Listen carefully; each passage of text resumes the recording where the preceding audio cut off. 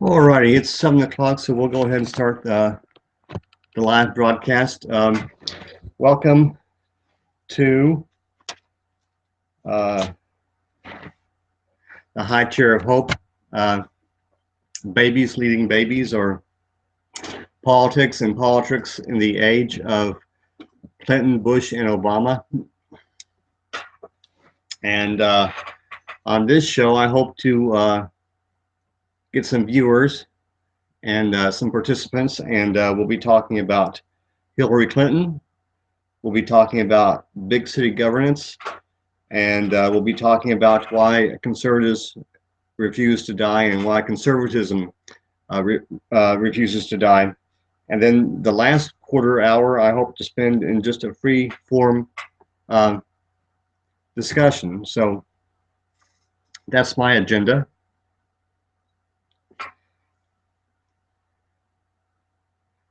And let me just double check.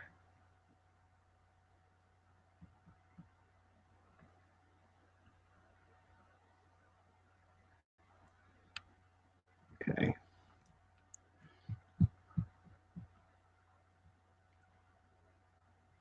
Let's do some housekeeping before we do get into talking about Hillary Clinton.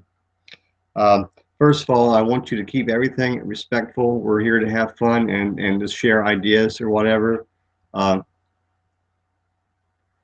Secondly, if you have an idea for a future hangout, a future topic, we can discuss in a future hangout. Feel free to post it below or share it in the chat. For some reason, the YouTube chat is not working, and I can't figure out why. I must have set it up wrong. I set it up from the YouTube side, but it didn't work. I actually started from the Google Hangout side or whatever. So that's another thing I don't have to worry about. But let's get to Hillary Clinton. First of all,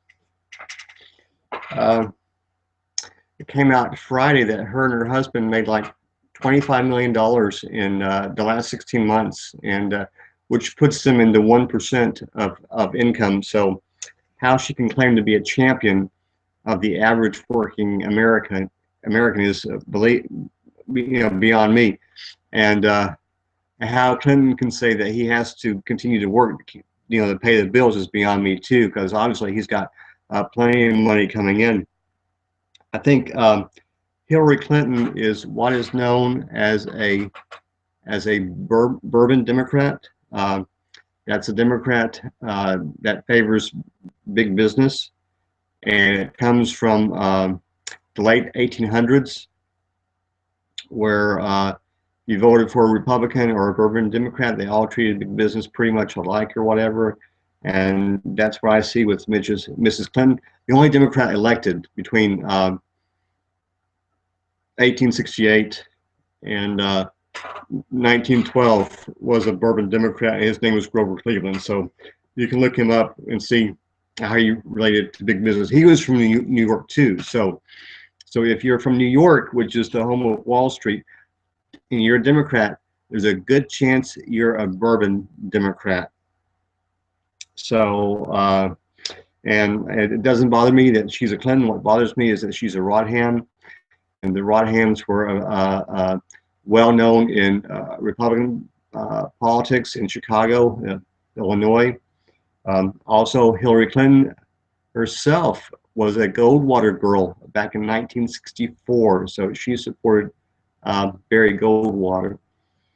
And then I also think I'm not sure if she worked for the Nixon administration or she worked, I know she was involved in Watergate. She may have been part of the legal team for, it would have been the minority Republicans at that time or whatever.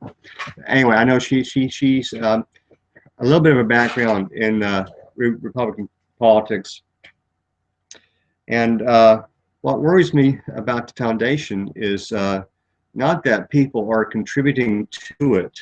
You know, George Stephanopoulos being one who admitted he contributed to it or whatever, but the fact that businessmen and industry associations are contributing to the foundation, which is just another name for big business, and the fact that she's also a little bit reticent to show her support for this trade agreement.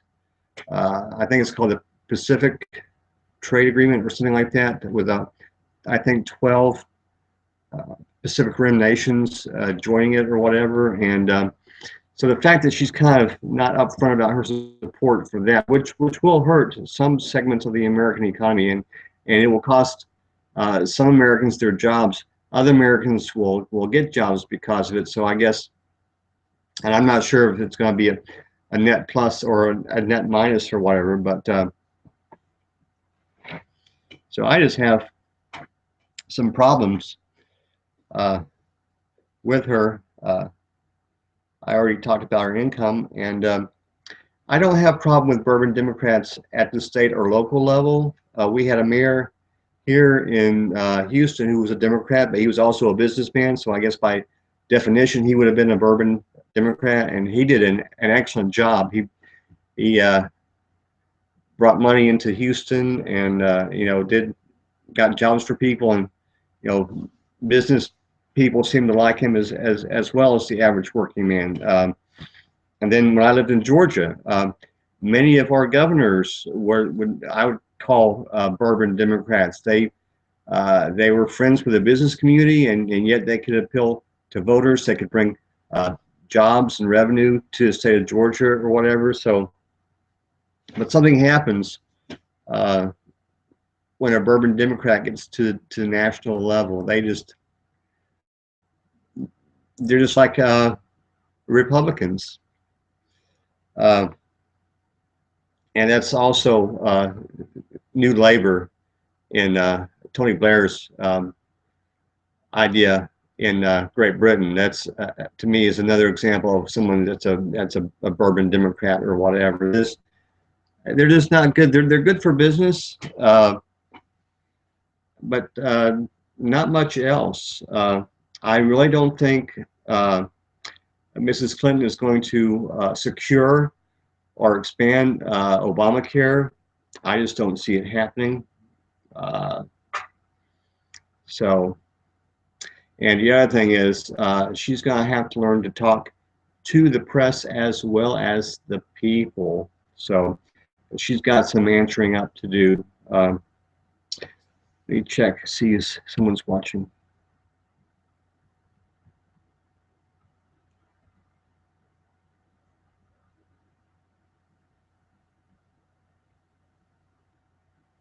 Okay.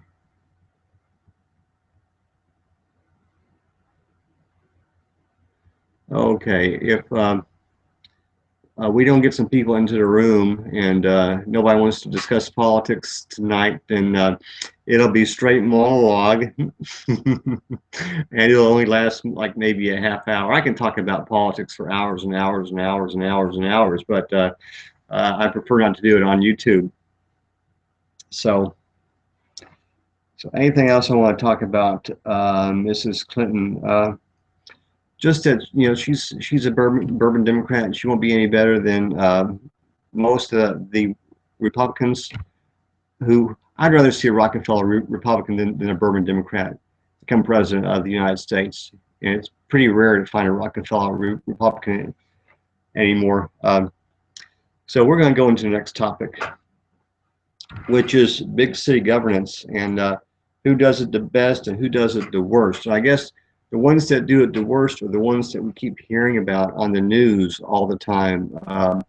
Baltimore, Chicago, New York, Los Angeles, the ones that seem to be having problems, what have you. I guess the ones that do it the best are the ones that we don't hear about. I think Seattle's probably well run. I want to talk about the two cities that I live close to. I didn't actually live in, but I live close to, and the first one was Atlanta. And I think by and large Atlanta's run pretty well. You have a succession of black mayors who have worked well with the business community as well as the working class, and those are the two groups you've got to satisfy if you're the mayor of Atlanta or whatever. There have been some problems. One recent mayor, I think, is serving time in Club Fed for some things that he did, which were illegal. And so, but I think the mayor now, they're doing more community policing. They're having a problem with unemployment right now because a lot of the factories are closing down and moving to Mexico, China, wherever or whatever. So he's having some problem with the economy. But by and large, I feel like it's a real well-run city. The other city that I'm living close to right now is Houston, Texas, and I think by and large it's well run. I have some concerns. Each mayor that comes along, seems to play favorites. You know, I'm going to support this group, I'm not going to help this group or whatever. The current mayor is trying to destroy some infrastructure, some brick roads, which were the first roads. The bricks were laid by freed slaves after the Civil War. So it's like the very, very first thing that they accomplished when they got their freedom was paving the streets with brick. And the mayor has determined that she's going to rip those bricks up. And, basically, too bad for African American history, I guess. And then we had a mayor before that. I talked about Bill White. He was a great mayor. He got us through Hurricane Ike and worked well with his Democratic counterpart, who was I should say Republican counterpart, who was the chairman of here they're called judges, but he was the chairman of the County Commission, Harris County Commission, which is the county that Houston sits in or whatever. They worked well together, very, very well together or whatever. And the mayor before that, I think, was Lee Brown, and Lee Brown promised raises to firemen as well as the police department, but only the police department actually got the raises, or they got the great majority of raises or whatever. So each mayor kind of picks their favorites and who they're going to support and who they're going to not support or whatever. So, but by and large, and we've had some economic issues here too. We live or die by the price of oil, which I hate.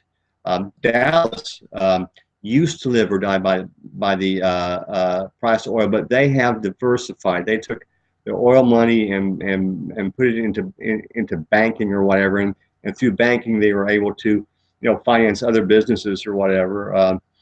But Houston, we still live or die by the price of oil. So we have some economic challenges, but by and large, I think Houston is a well-run city. So, and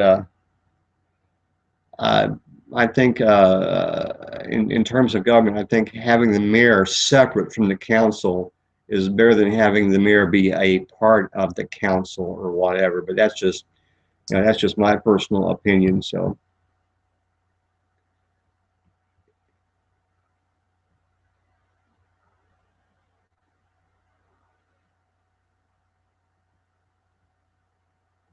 Okay, so still okay.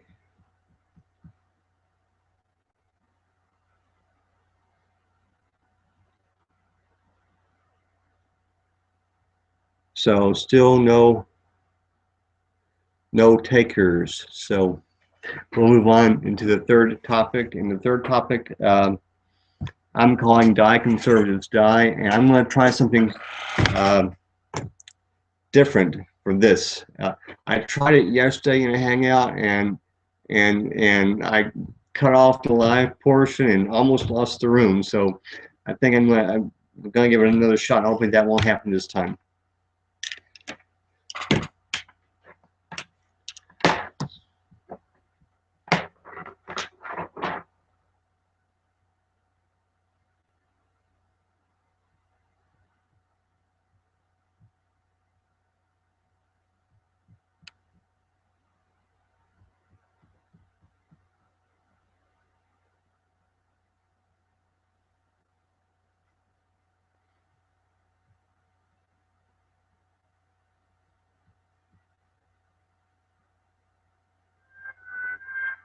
It's morning again in America.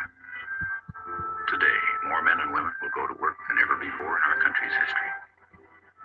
With interest rates at about half the record highs of 1980, nearly 2,000 families today will buy new homes, more than at any time in the past 4 years. This afternoon, 6,500 young men and women will be married. And with inflation at less than half of what it was just 4 years ago, they can look forward with confidence to the future. It's morning again in America. And under the leadership of President Reagan, our country is prouder and stronger and better. Why would we ever want to return to where we were less than 4 short years ago?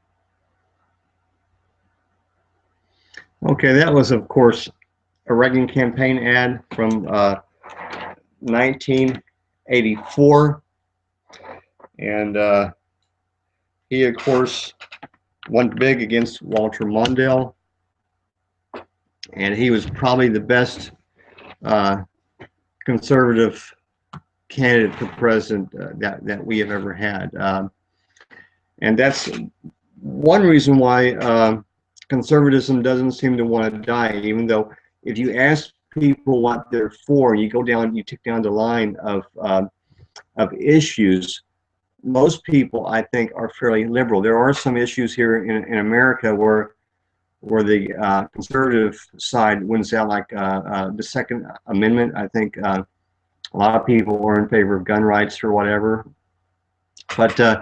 but conservatives know how to bring a message. They know how to organize. They know how to instill fear. They seem to do well when the economy is bad or is iffy or whatever, and people just want to play it safe. The recent election in Great Britain, with David Cameron winning his second term as prime minister, I congratulate him or whatever, but he had some help. His divided opposition, I think, helped him because I think the average UK voter doesn't like what's it called? They don't like the lack of security a hung parliament would bring. You know, the potential for a 3 party coalition, which I don't think would ever happen in Great Britain. That specter was something that they just couldn't handle. Uh, the Liberal Democrats, kind of shot themselves in the foot when they joined up for the coalition or whatever. And so, how can you say you're against something when you've been part of that something for the last 4 or 5 years or whatever? The Labour Party, I'm not quite sure why they didn't do well. I guess maybe because people were afraid that they would raise taxes or something, and the other thing, the Scottish Party did really well, which means that there may be another election where they decide on an independence referendum, as it were, and they may decide to become independent. Who knows what the future holds or whatever, but for right now, David Cameron is secure in his position as the leader of the UK, the Queen's First Minister. So congratulations to him. It gives me a little bit concerned about Canada, because Canada also has some economic concerns. Prime Minister Harper has a divided opposition, the Liberal Party, which to me is just conservative light, because there was a conservative MP. Hey, Joey, how's it going? Hello. Is that you? Is that you, or you have one of voice changing things or whatever? Because you sound a little bit like Mickey Mouse. You trying to sound like Mickey Mouse?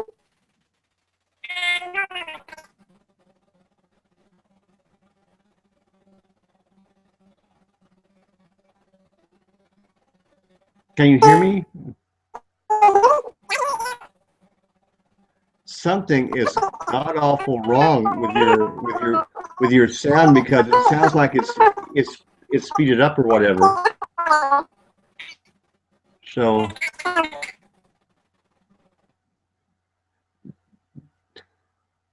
okay, so Joy's going to leave us, and hopefully he'll be back.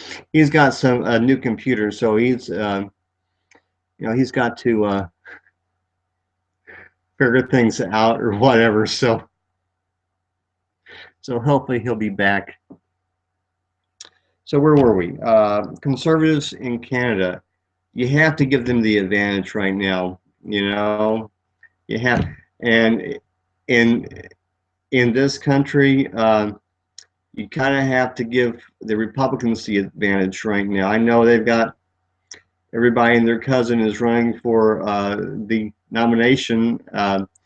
I think they will get their act together, and I think if Florida, I think, is the 4th or 5th primary, I think by the time we get Florida, we'll be down to 2 or 3 serious candidates or whatever, which is over a year away. I mean, gosh, we've got Iowa and New Hampshire or South Carolina, and then maybe one other, and then it's going to be Florida. So try to come back, Joy, if you can. Okay, so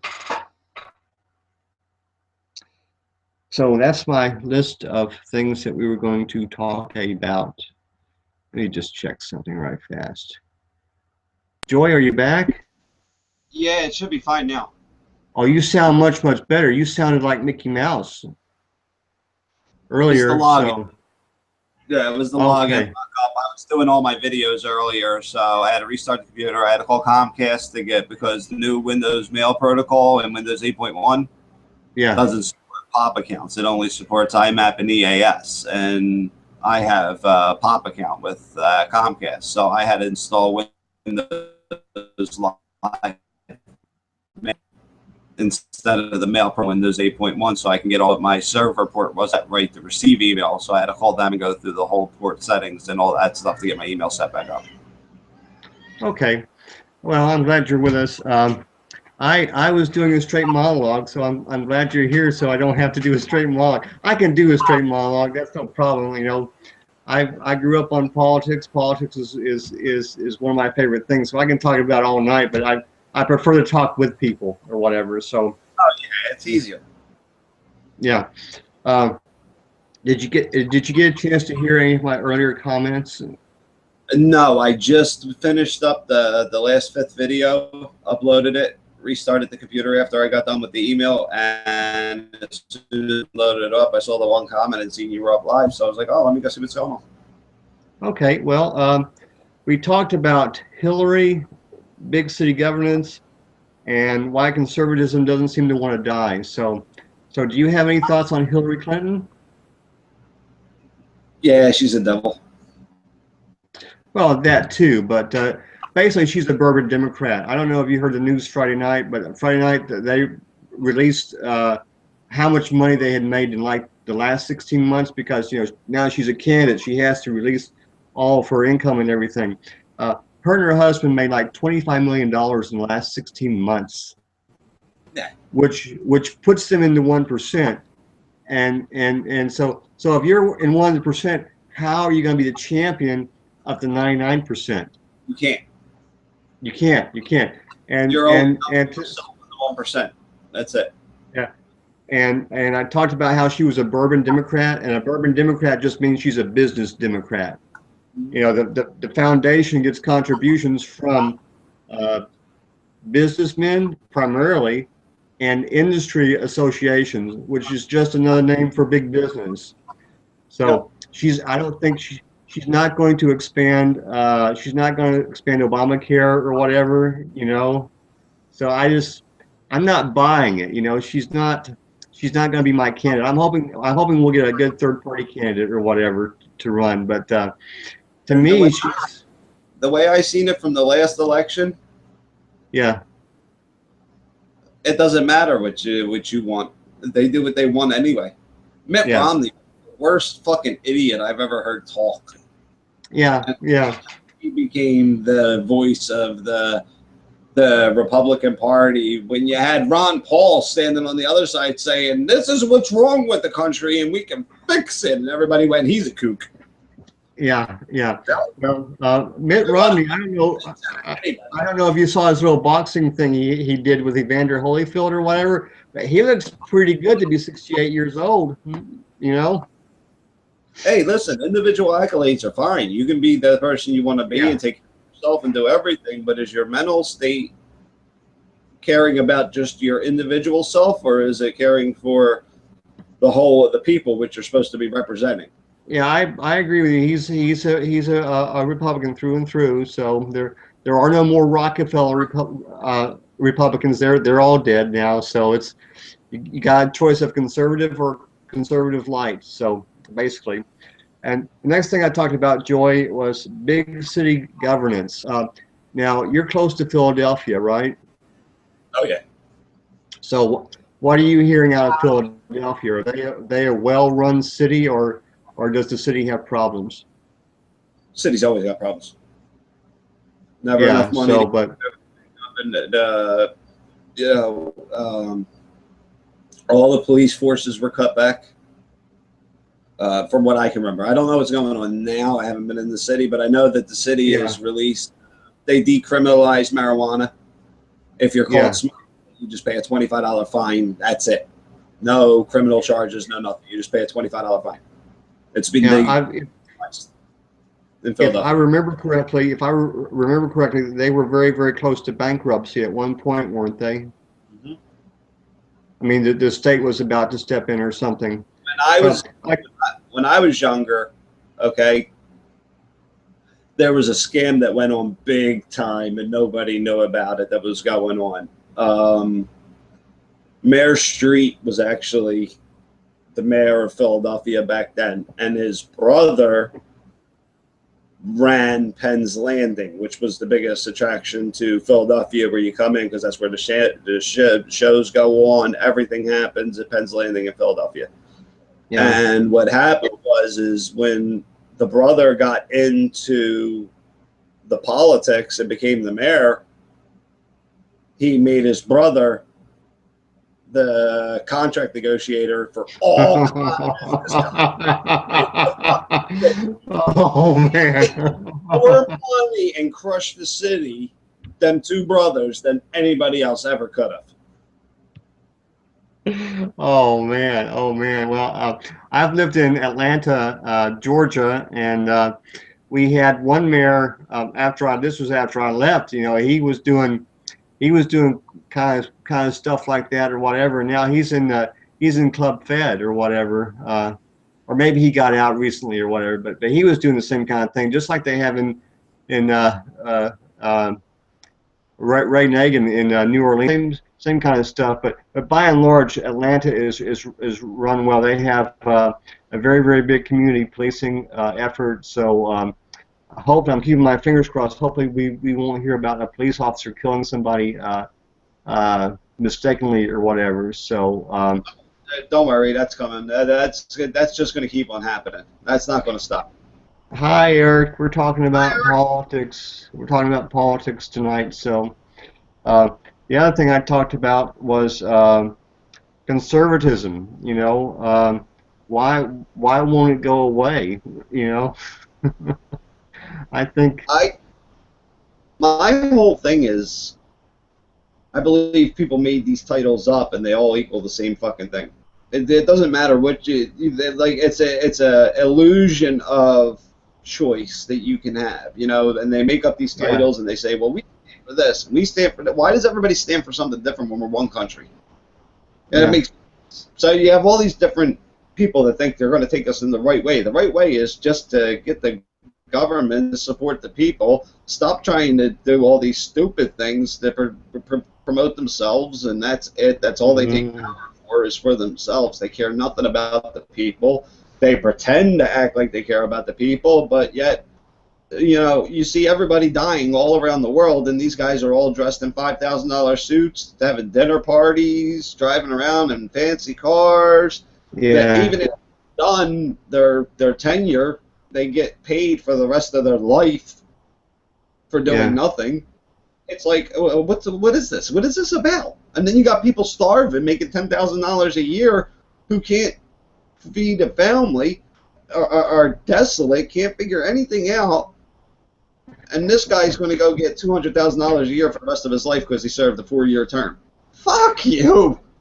Yeah. Fuck well, you. Actually, if Hillary becomes president, she's taking a pay cut. So, but the thing about it, she'll be able to build up business for her husband's nonprofit foundation or whatever. And he's raking over money hand over fist. I think she got $500 million over the last month. What the fuck does she need a salary for? Yeah. That would be all. I would play that ploy every day. I would throw that out there every day. I'd be like, oh, I don't need a salary. It's because I'm sitting on $25 million. If I didn't have a bank account, well, now I need a salary, you know. Yeah, but she gave one speech, and I think she got $500,000 for that one speech or whatever, you know. That's like $100 a word or something. And Eric, you're more than welcome just to listen in, or if you want to chime in, that's cool too, or whatever. We'll do it either way. But the thing about conservatives, I did the screen share thing. I think I did it halfway right or whatever, and I'm gonna review the tape to make sure I did it right. But I played Reagan's commercial from 1984. You probably a little kid in 1984 and really don't remember anything about 1984. But if you look at that commercial, Reagan was so slick. He was so organized, you know. And I've heard Reagan speeches because I went through like the past presidents to find out where everything went wrong, all the way down from basically. We've taken a shit as a country ever since Kennedy was assassinated. That too, but I think the problems go back a little bit further than that. They go even further, but I'm saying we hit the bottom of the barrel once they took out Kennedy. Once they took out Kennedy, and that's your period of the 70s, the 60s to the 70s.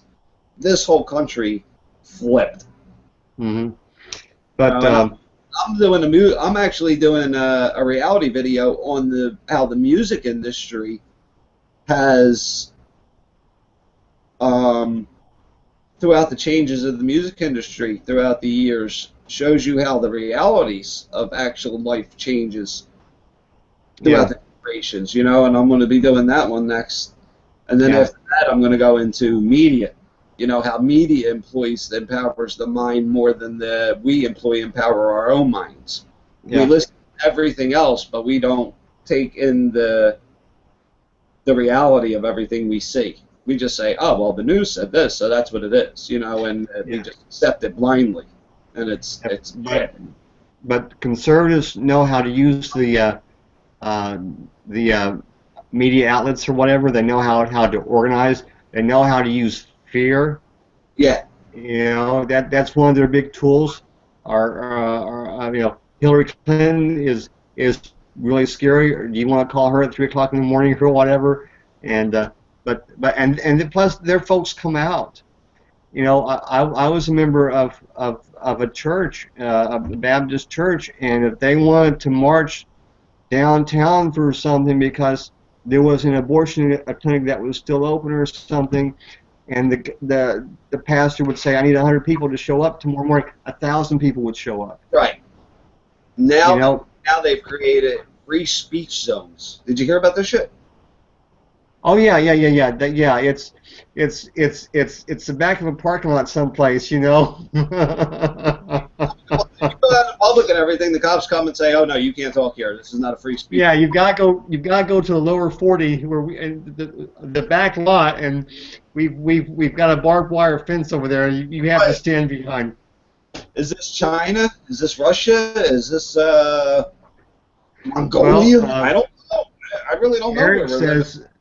Eric says it might be the Illuminati, and I think there's something to that, but I really don't want to go off into the deep end on the Illuminati tonight. And but we've covered what I wanted to cover: Hillary Clinton, big city government, and conservatism. And why it's and that's the other thing about conservatism.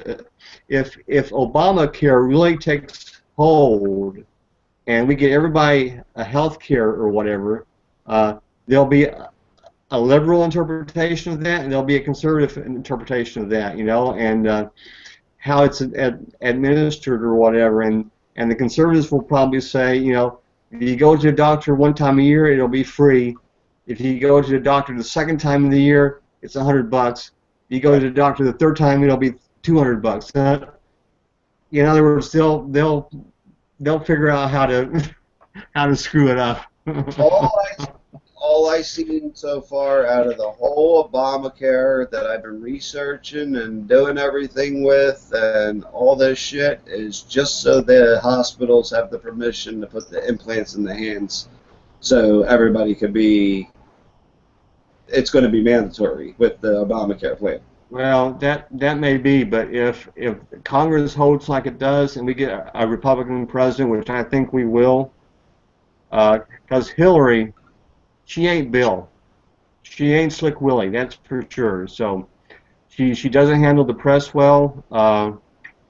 She got into a van and drove to Iowa, for crying out loud. But who drove her? The Secret Service. Call it a limousine and be done with it, She's not fooling nobody. She's not fooling nobody.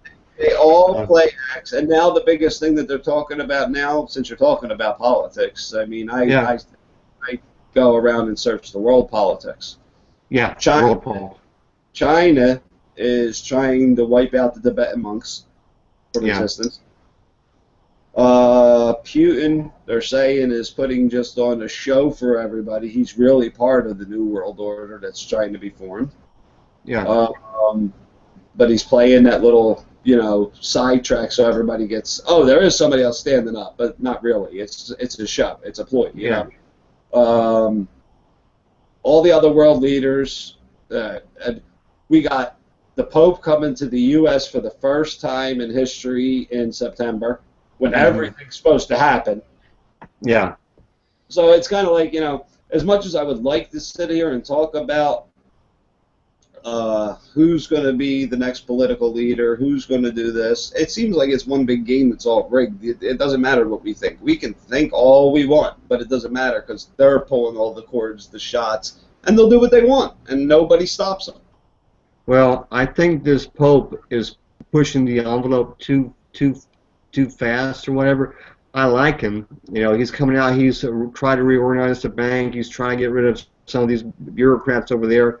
You know, the Vatican during World War II, they financed both sides of the Second World War. You know, Yep. they were giving money to Germany and the Allies or whatever. So so they're.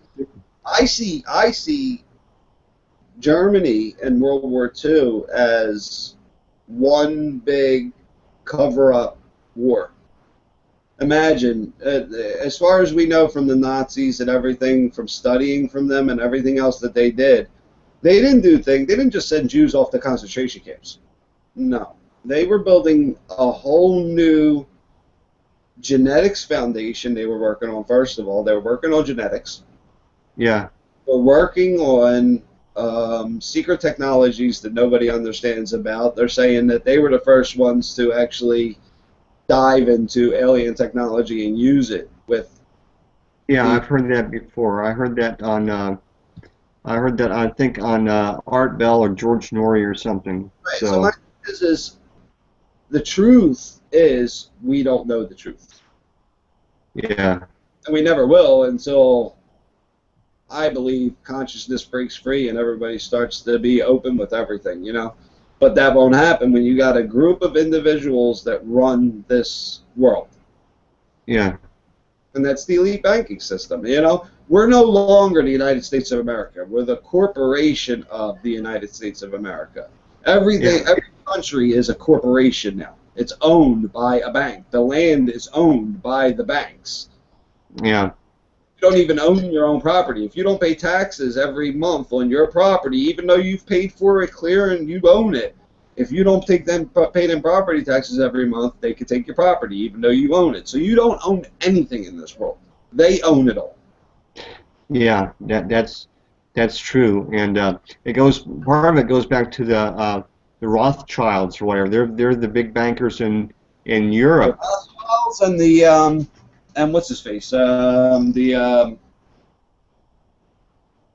biggest one of them all, the head of all of it. Well, I don't know who you're talking about, but the Rothschilds, like the Vatican during the Napoleonic Wars, they were financing England and France or whatever, both sides of the war.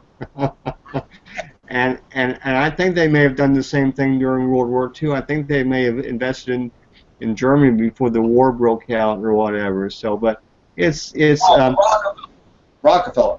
The Rockefellers. They didn't come along till a little bit later after the Rothschilds. But that's why old man Rockefeller gave the land for the UN, because he wanted them there. We could keep an eye on them or whatever. Yep. You know. Yeah. But yeah, it's. There's no doubt that we're run by secret organizations. There's no doubt anymore. I mean, everybody could call it a conspiracy theory, whatever. It's not a conspiracy theory anymore. It's there in front of everybody's eyes. Everybody can see it. You know, you just have to look. You know, everybody thought it was a conspiracy theory in the 80s because nobody could see anything really happening. You know, it was a whole different world back then. But it was changing. You could see it after the whole, Cold War and everything. Everybody settled down. Everybody thought everything was good. You know, we were going to be able to move peacefully into nations, and we haven't moved peacefully anywhere in the world yet. Mm-hmm. It's always war. Yeah, there's always people making money off of war, you know. Oh. And I think it was Roosevelt. Yeah, it was Roosevelt. It was in office that initialized the Defense Authorization Act to build the military-industrial complex. And at the end of his term, he stated that it was the worst decision he ever made because the military-industrial complex will be the ruin of this nation. Mm. So you got a president coming out and saying that, but people don't think or listen. They just say, okay, but he's going out of office, so we'll listen to the next one and forget all the history that we learned. Kennedy even came out. He was part of the fucking the Secret 12.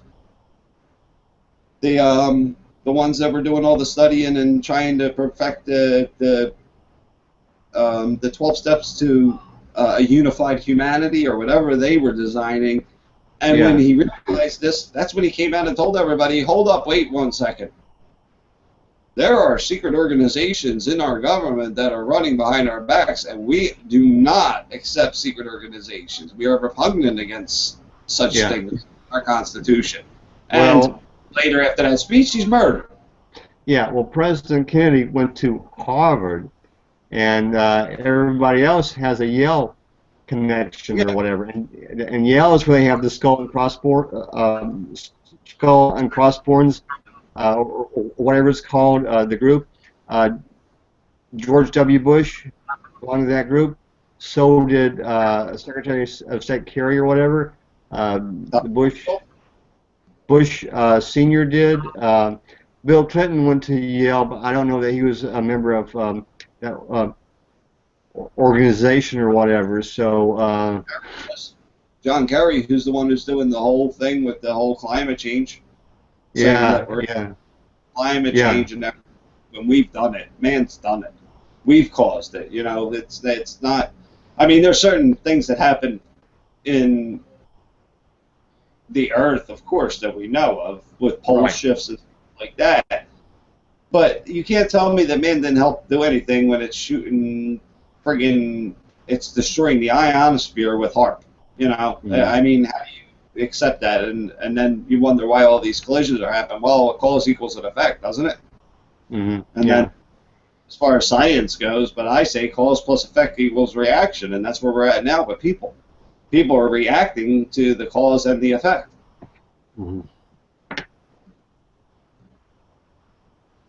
Yeah, that's true. I'm going to see if I can pull something else up and do another screen share while I've got you up here. Y'all want to see the Daisy commercial? Yeah, go ahead. Okay. I'm going to try to pull it up. This is what Lyndon Johnson used in 1964 to scare the pants off of everybody and vote Democratic or whatever. So bear with me. I may screw up again. Fine.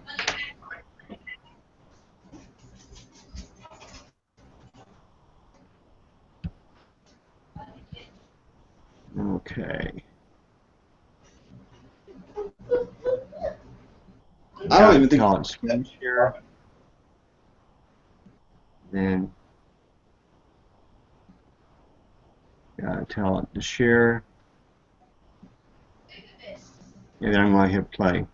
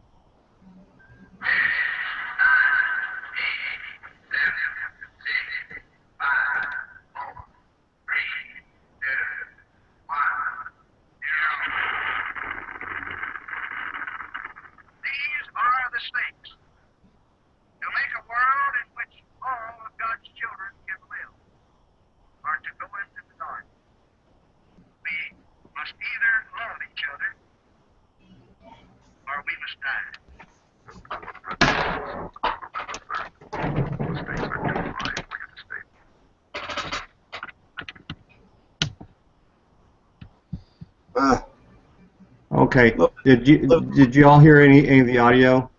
Yeah, a little bit talking about you know, the children of the world versus war, you know, saving them, and that was his election, I guess, campaign where he was.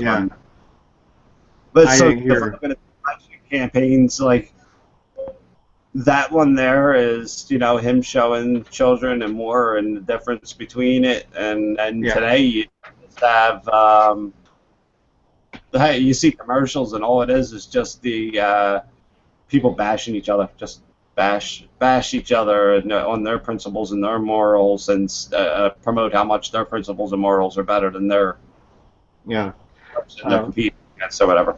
well, that commercial was only shown one time because it was Really? so, yeah, it was so controversial or whatever. They only showed it one time, but that's all they had to show. There were bumper stickers in 1964 for Goldwater that said "In your heart, you know he's right" or whatever. And Goldwater was the one that said that he would use nuclear weapons to end a war if he had to or whatever.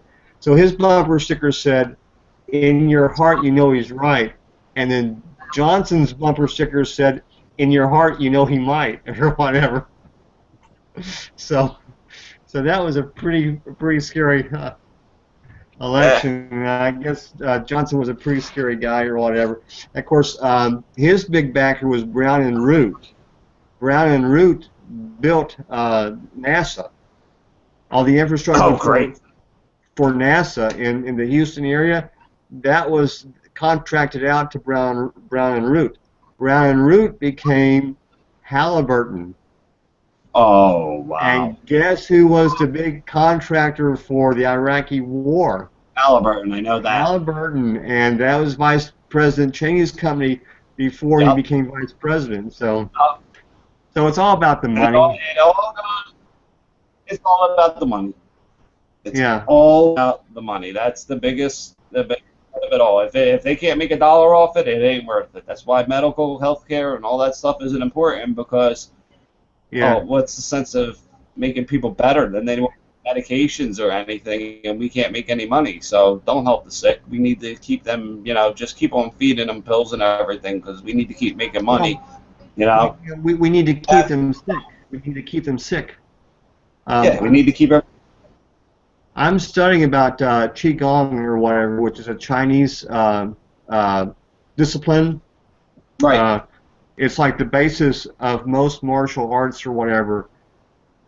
But we as Americans do not breathe right. If we breathed the right way from our bellies rather than our chests or whatever, we would have a lot less stress.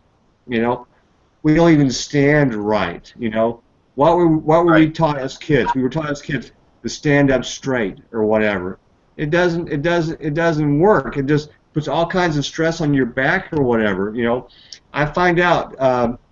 If I stand like, I think they call it the horse stance in the martial arts or whatever in Tai Chi, you know, not arrow straight, but like, well, if you look at these football players on the sidelines, they're getting ready to go in. They don't stand at attention, you know.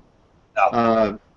They're ready to go, and so that's kind of the way we should stand.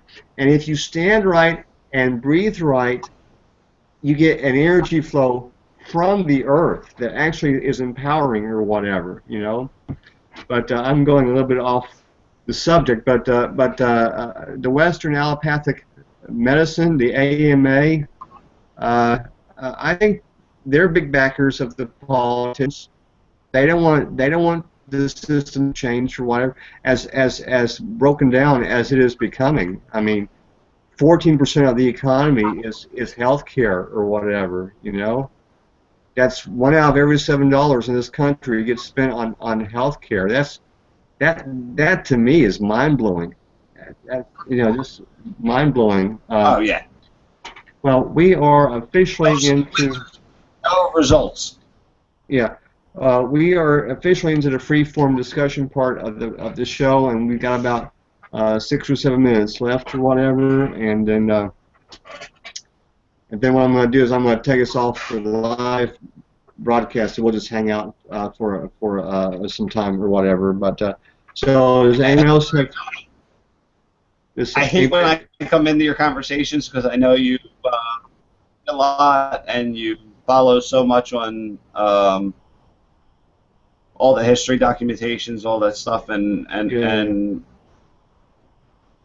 I agree with you on aspects of the way things seem to work in the world, but I can't see it as, I'll never be able to see it as that, because I see it in so much more detail than the underlying that everybody else. Like, there's always more to what you can see.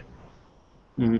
Well, to be honest with you, this hangout was easier to prepare than the other hangouts that I've done, because I live and breathe politics or whatever.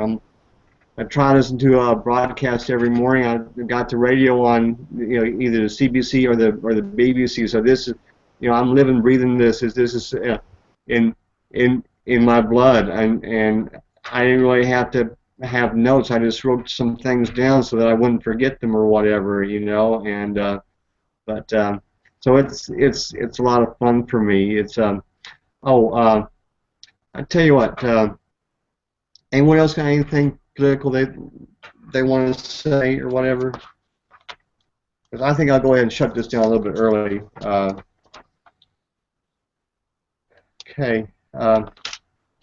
Well, to the YouTube audience that is watching or will watch later on, I want to thank you for your consideration, and we're going to go off the live broadcast now, and I will be back hopefully next week with some new topics and some new ideas. So thanks everybody for watching.